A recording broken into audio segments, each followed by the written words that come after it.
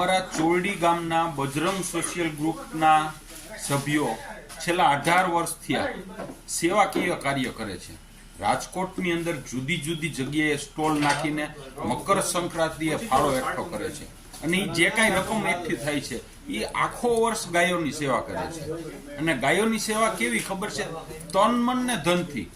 ઘરે એ કોઈ દિવસ કાંઈ કાર્ય ન કરતો હોય પણ ગાયોને જ્યારે જરૂર પડે ને ત્યારે કાળી રાત્રે બજરંગ સોશિયલ ગ્રુપના જવાનો અહીંયા પહોંચી જતા હોય છે। અને રાજકોટની અંદર જે કાંઈ ફાળો એકઠો કરે છે એમાં કોઈ વ્યક્તિ પગાર નથી લેતો કે ખર્ચો નથી લેતો, પોતાના ખર્ચે જાય છે અને પોતે જ સેવા આપે છે। ઘણા તો નહીં તો 14 તારીખ હોય તો મકર સંક્રાંતિએ પતંગ ચગાવવા ધાબે ચડતા હોય અને આ લોકો સેવાકીય કાર્ય કરે છે। અને રાજકોટમાં 18 ઠેકાણે પોતાના અલગ અલગ આપણા સ્ટોલ નાખી અને ગૌ સેવા માટે થઈને ફાળો એકઠો કરતા હોય છે। તો આની અંદર આપણે તન મન અને ધનથી સહયોગ કરવો જોઈએ। આપણે તો દાન દેવું જ જોઈએ પણ આપણા સગાવાલા આપણા ગ્રુપના મેમ્બરોને લઈને ખરેખર ન્યા છે ને સ્ટોલ ઉપર જવું જોઈએ અને એને ભલામણ કરવી જોઈએ કે તું આ સ્ટોલ ઉપર દાન દે। આ સ્ટોલ ઉપર દાન દેવાથી છે ને ખરેખર આ દાન યોગ્ય જગ્યાએ વપરાય છે। આપણે કોઈ વ્યસન હોય, પાન ખાતા હોય કે સિગરેટ પીતા હોય એમાં કોઈને આગ્રહ ન કરાય।